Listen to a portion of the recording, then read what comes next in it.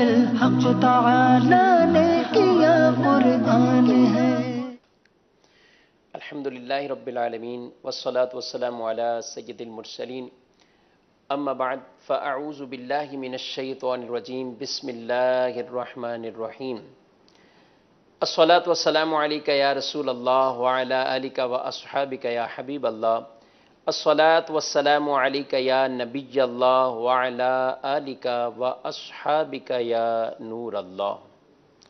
میٹھے میٹھے اسلامی بھائیوں اور مدنی چینل کے ناظرین، الحمدللہ رمضان شریف کے مبارک دن جمعۃ المبارک کو قرآن کتاب ہدایت یہ سلسلہ لے کر آپ کی بارگاہ میں خدمت میں حاضر ہوئے ہیں، اور آج کا یہ مبارک اور بابرکت عظمتوں والا دن ہے کہ اس دن میں اللہ رب العزت جل وعلا کی کس قدر کروڑہاں رحمتوں کا نزول ہوتا ہے۔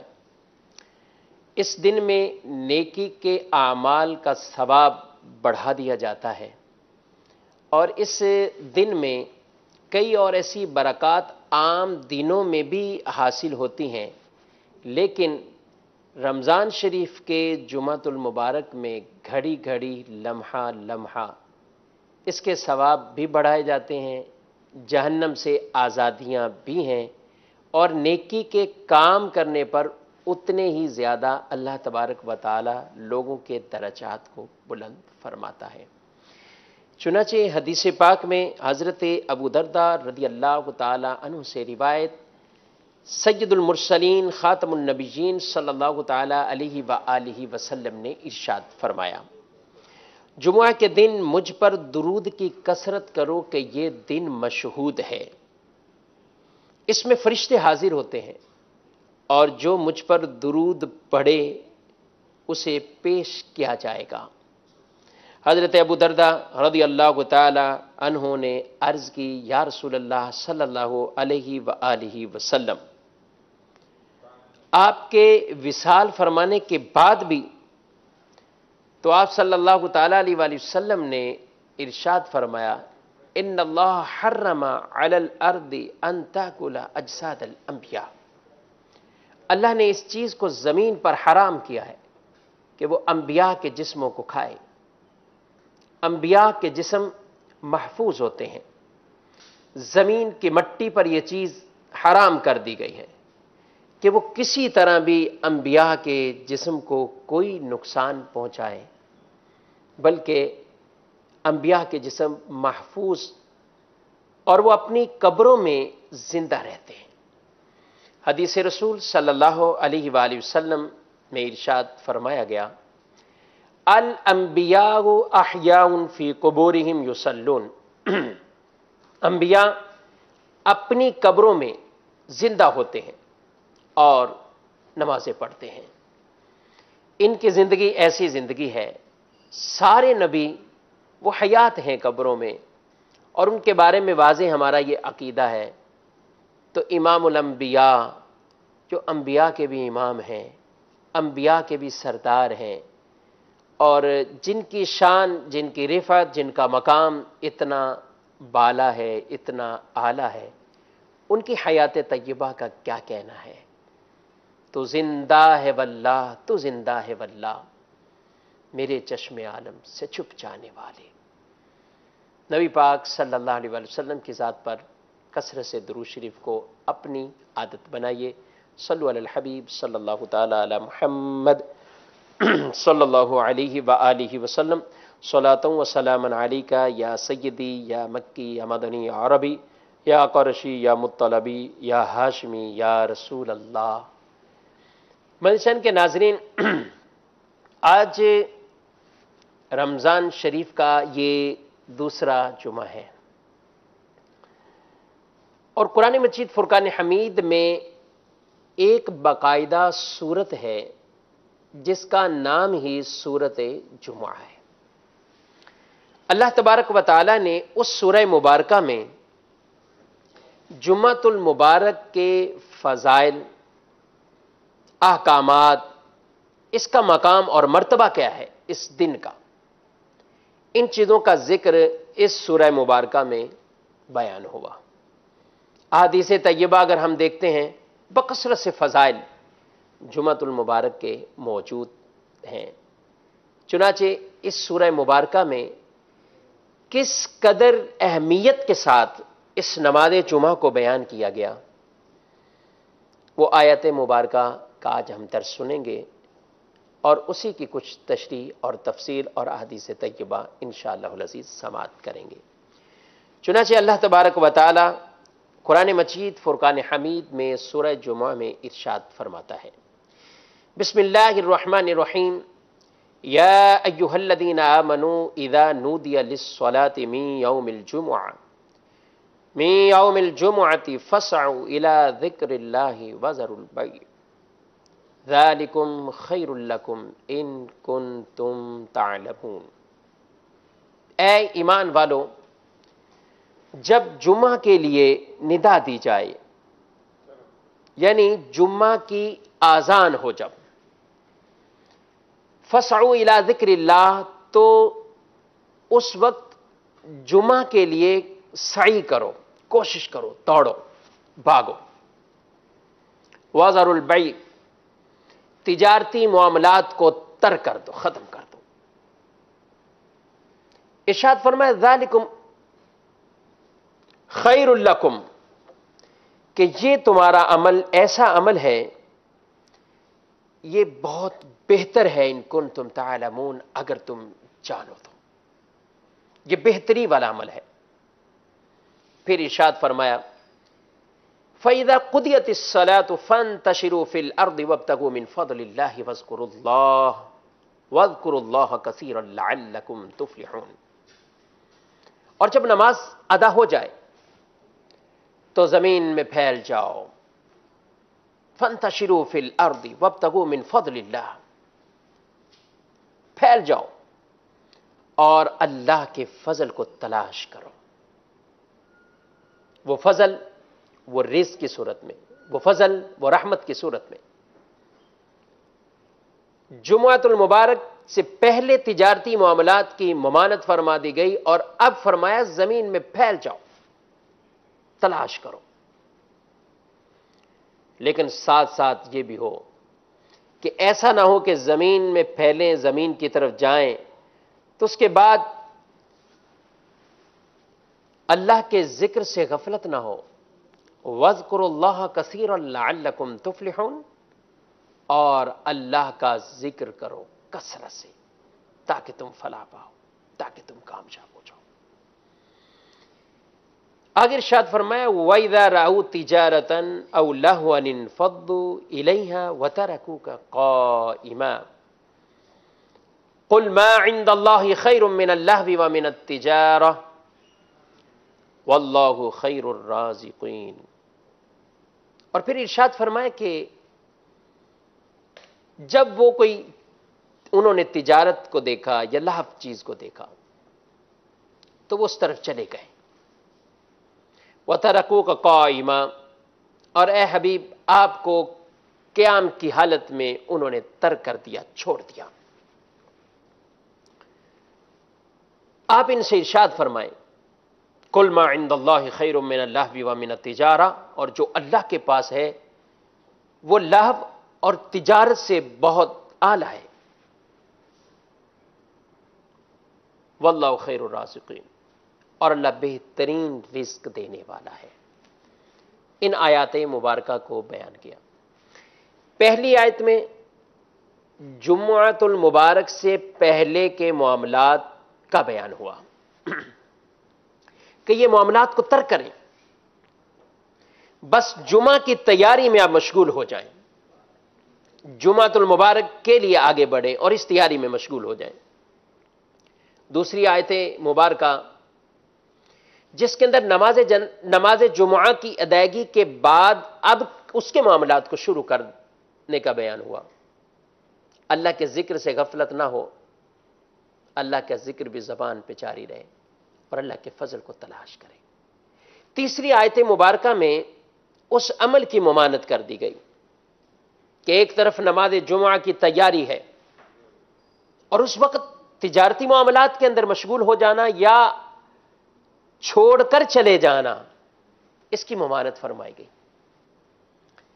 معاملہ یہ ہوا کہ مدینہ منورہ میں انتہائی قحط کے ایام تھے، کھانے پینے اناج کی چیزیں موجود نہ تھیں۔ باہر سے قافلے آتے تھے اور وہ ایک طبل بجا کر، شور مچا کر یہ بتاتے تھے کہ قافلہ تجارتی آ چکا ہے، جس نے کچھ خریدنا ہے خرید لے۔ تو مسجد کے اندر جو موجود افراد تھے وہ اس شور کو، اس آواز کو سنتے ہوئے، حالانکہ رسول اللہ صلی اللہ علیہ وآلہ وسلم خطبہ ارشاد فرما رہے، انہوں نے کیا کیا کہ وہ چلے گئے۔ کیوں چلے گئے؟ اس وجہ سے چلے گئے کہ شاید کہیں اناج ختم نہ ہو جائے اور ہمارے بچوں کے لیے، گھر کے لیے کیا بچے گا۔ اور اس وقت یہ ممانت آئی بھی نہیں تھی، یعنی ان کا جانا کوئی گناہ کا کام بھی نہیں تھا، اور یہ ان کا عمل محض تجارت کے لیے بھی نہیں تھا، بلکہ اپنی ضروریات زندگی کے معاملات کے لیے تھا۔ لیکن کچھ اصحاب مسجد میں موجود رہے، ان میں سرفہرست سیدنا ابو بکر صدیق رضی اللہ تعالی عنہ اور حضرت عمر رضی اللہ تعالیٰ عنہ بھی ان افراد میں موجود تھے جو مسجد کے اندر موجود۔ قرآن پاک کی آیت مبارکہ نازل ہو گئی، بیان کر دیا گیا کہ رسول اللہ صلی اللہ علیہ وسلم خطبہ دے رہے ہیں اور اس وقت آپ کو قیام کی حالت میں چھوڑ کر یہ باہر کیوں گئے؟ اس کی ممانت ہو گئی، اور پھر اس عمل سے بھی روک دیا گیا۔ آپ صلی اللہ علیہ وآلہ وسلم نے خطبہ سننے کے احکامات اور آداب کو بیان کیا۔ آپ صلی اللہ تعالی علیہ وآلہ وسلم نے خطبہ کے دوران خاموشی کا حکم ارشاد فرمایا، اور اس قدر اس کی ممانت فرمائی گئی کہ جو اس وقت شور کرے، بات چیت کرے، حتیٰ کہ کسی دوسرے کو سمجھانے کی کوشش کرے، یہ بھی ممانت کی گئی کہ نہیں، اب کیا ہے، خاموشی کے ساتھ خطبے کے اندر مشغول ہو جائے۔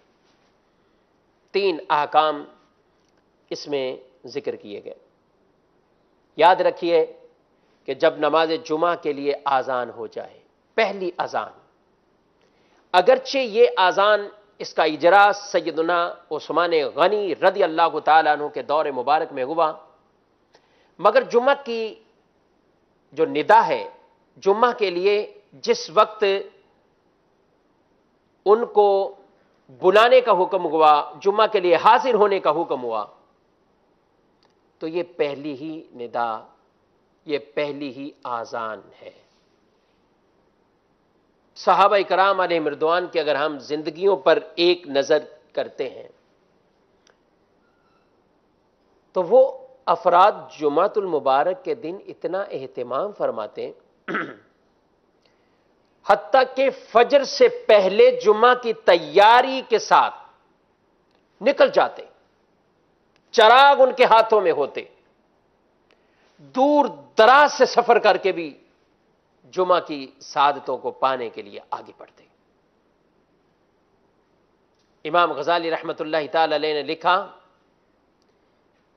کہ مسلمانوں میں جو بری عادت کا آغاز ہوا، کون سی بری عادت کا آغاز ہوا، کون سی بری بدعت کا آغاز ہوا؟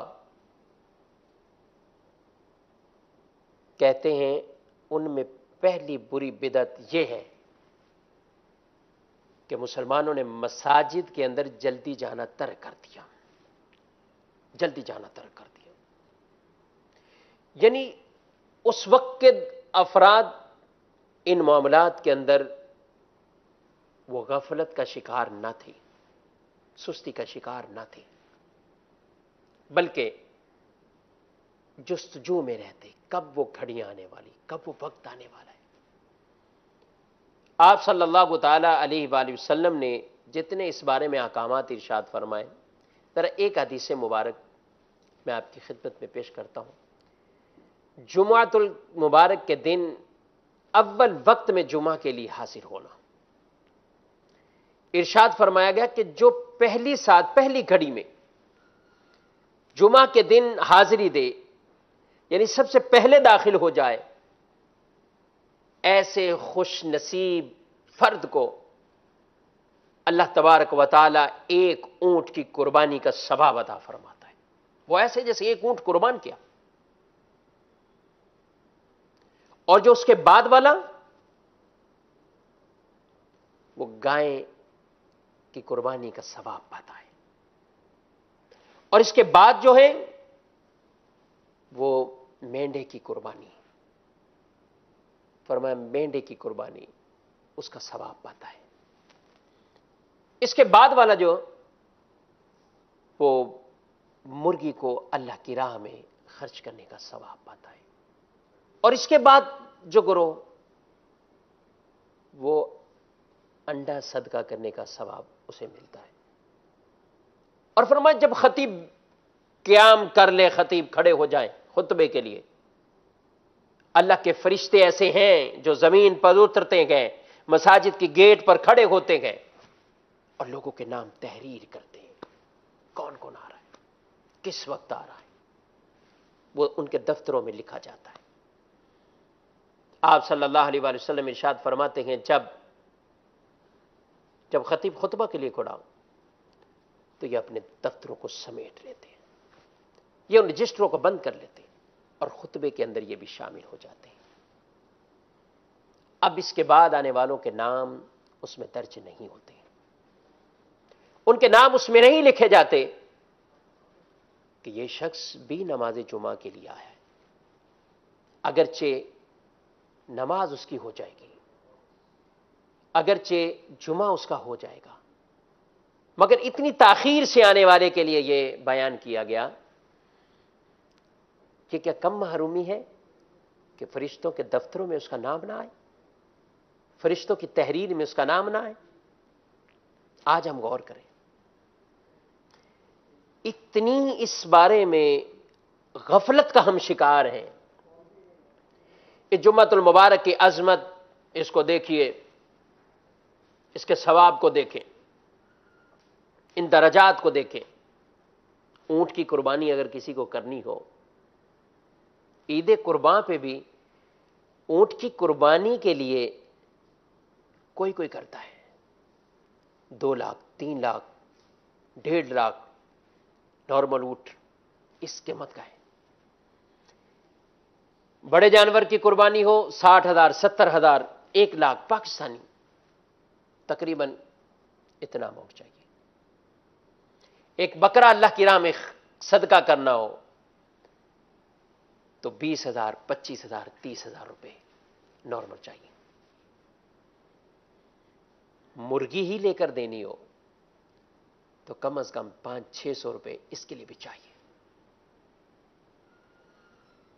لیکن ہم غور کریں کہ تھوڑی سی ہم اگر اپنی غفلت اور سستی کو یا اپنے کام کاج کو سمیٹ کر ایسے بن جائیں کہ جمعے کے لیے تیاری کے لیے ایسے ہم کوشاں بن جائیں کہ بس جانا ہے, مجھے اونٹ کی قربانی کا ثواب حاصل کرنا ہے. جب اس پہ نظر رکھیں گے, کئی افراد ایسے ہوتے ہیں سوچتے ہیں جمعے کے دن لوگ مسجد کی خدمت کر رہے ہیں, نیکی میں خرچ کر رہے ہیں, کچھ یوں کرتا ہے کچھ یوں کرتا ہے. لیکن کچھ ایسے مایوس بھی ہوتے ہوں گے شاید کہ میرے پاس مال نہیں ہے, میرے پاس بھی ہوتا تو میں بھی صدقے کا ثواب لیتا. تو مدنی چینل کے ناظرین, اتنا عظیم صدقہ رسول اللہ صلی اللہ علیہ وسلم نے ارشاد فرما دیا. اونٹ کی قربانی کا صدقہ ہے, بڑے جانور کی قربانی کا صدقہ ہے, بکرے کی قربانی کا صدقہ ہے, مرغی اللہ کی راہ میں خرچ کرنے کا صدقے کا ثواب ہے. ہماری ان چیزوں کی طرف ذہن سازی کب ہوگی, کب ہم تیار ہو جائیں گے ان چیزوں کی طرف؟ نماز جمعہ کی عظمت کو سامنے رکھنا چاہیے, اس کی عظمت کو پہچاننا چاہیے, اور جس طرح اللہ اور اس کے رسول صلی اللہ علیہ وسلم چاہتے ہیں اہتمام کے ساتھ اس جمعہ کی نماز کو ادا کیا جائے. بیت المعمور میں فرشتوں نے ایک نماز پڑھی, اور وہ نماز فرشتوں کی ایک جماعت ہے بیت المعمور میں, نماز کو پڑھا گیا. کتابوں میں بیان کیا گیا اللہ کے رسول صلی اللہ علیہ وسلم نے فرشتوں کی اس قدر طویل اور لمبے اور بڑے اجتماع کو دیکھا تو دل میں خواہش پیدا ہوئی میری امت کو بھی ایک ایسی نماز مل جائے، میری امت کو بھی ایک ایسی نماز ملے۔ تو فرمایا امت کے لیے جمعہ کی نماز عطا کی گئی ہے کہ یہ وہ جمعہ کی نماز ہے، دور دور سے چھوڑ کر سب کام کاج جمعہ کی نماز کے لیے آگے بڑھیں گے، جمعہ کی نماز کو ادا کریں گے۔ جمعۃ المبارک کی بابرکت وہ نماز ہے، یاد رکھیے کہ نبی پاک صلی اللہ تعالی علیہ وآلہ وسلم نے بشارتیں عطا فرمائی، جو غسل کرے، نہائے، خوشبو لگائے اور جمعۃ المبارک کی نماز کے لیے آئے، لگ باتوں سے بچے، دو آدمیوں کے بیچ میں بیٹھنے سے بچے، خطبے کو خاموشی کے ساتھ سماعت کرے۔ کتنی بڑی بشارت عطا فرمائی کہ جمعہ اور جمعہ کے درمیان جو گناہ ہیں اللہ اسے معاف فرما دیتا ہے۔ جمعے کے ایک ایک گھنٹے میں لاکھوں لوگوں کو جہنم سے آزاد فرماتا ہے، اور رمضان کے جمعے میں اس کے ساتھ ساتھ میں ہر گھڑی میں 10 لاکھ لوگوں کو اللہ تعالیٰ جہنم سے آزاد فرماتا ہے۔ کوشش ضرور کیجیے ان برکات کو حاصل کرنے کی۔ جمعۃ المبارک کے دن سورہ کہف کی تلاوت کی جائے، جمعۃ المبارک کے دن سورۃ دخان کو پڑھا جائے، جمعۃ المبارک کے دن سورہ حامیم سجدہ کو پڑھا جائے، جمعۃ المبارک اپنے والدین جن کے والدین مرحوم ہیں ان کی قبر کی زیارت کو جائیں، سورہ یاسین کی تلاوت کریں، مغفرت اور بخشش کی بشارت اس پر، اس فضیلت کو حاصل کریں۔ جمعہ کا دن اہتمام کے ساتھ امامہ شریف اپنے سر پر باندھ کر مسجد کا رخ کیجیے۔ ایک جمعہ ادا کریں گے 70 جمعوں کا ثواب اللہ عطا فرمائے گا، 70 جمعوں کا، 70 جمعے اللہ تعالیٰ ثواب عطا فرمائے گا۔ یہ فضیلت بھی حاصل کیجیے، بڑھیے، اور یہ نیکیوں کو سمیٹ لیجیے، نیکیوں کا ہی مہینہ ہے۔ اور یاد رکھیں ناظرین، ایک جمعہ بھی بلا عذر شرعی ترک کرنے والے کے بارے میں یہ حرام ہے، گناہ کبیرہ ہے، فرض کا ترک ہے، جن پر جمعہ کی شرائط پائی جاتی ہے۔ اور کوئی شخص اگر سستی اور کاہلی کی وجہ سے 3 جمعے چھوڑ دے، اللہ کے رسول صلی اللہ علیہ وسلم فرماتے ہیں اس کے دل پر مہر لگا دی جاتی ہے، اس پر مہر لگا دی جاتی ہے۔ 3 جمعے ترک کر دے، جمعے ترک نہیں ہونے چاہیے، جمعے قضا نہیں ہونے چاہیے۔ اہتمام سے پڑھیں، اجتماعیت کے ساتھ پڑھیں۔ علم دین کا ایک ہی حلقہ مساجد میں عام طور پر لگتا ہے کہ جمعۃ المبارک کے دن، لیکن ہم دیکھیں، غور کریں کہ میں ان لوگوں میں سے ہوں کہ جو سب سے آخر میں جانے والا اور سب سے پہلے نکلنے والا، یا میں ان لوگوں میں سے ہوں جو پہلے جانے والا اور آخر میں نکلنے والا۔ علم دین کا ثواب، مجلس علم دین، قرآن و حدیث کی باتیں سننا، مسجد میں بیٹھنا، یہ ساری چیزیں ثواب اور ثواب ہے۔ اللہ کریم رب العزت جل وعلا مجھے آپ کو سب کو ان باتوں پر عمل کرنے کی توفیق عطا فرمائے۔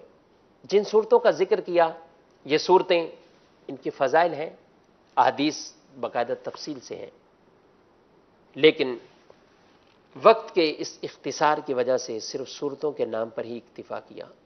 3 مرتبہ سورہ قدر بھی پڑھ لیا کرے جمعہ کے دن، انا انزلناہ فی لیلۃ القدر، جمعۃ المبارک سے پہلے 3 مرتبہ پڑھ لیا کریں۔ جتنے لوگوں نے جمعہ کی نماز پڑھی ان کی تعداد کے برابر ثواب، یہ فضیلت ملے گی۔ اللہ کریم عمل کی توفیق عطا فرمائے، ان دنوں کا احترام اکرام ہم سب کو کرنے کی توفیق عطا فرمائے۔ آمین بجاہ النبی الامین صلی اللہ تعالی علیہ وآلہ وسلم، صلو علی الحبیب صلی اللہ تعالی علیہ وآلہ وسلم۔ صدقے جاؤ رمضان تو عظیم و شان ہے، تجھ پہ صدقے جاؤ رمضان تو عظیم و شان ہے، تجھ میں نازل حق تعالی نے کیا قرآن ہے۔ حق تعالی نے کیا قربان ہے۔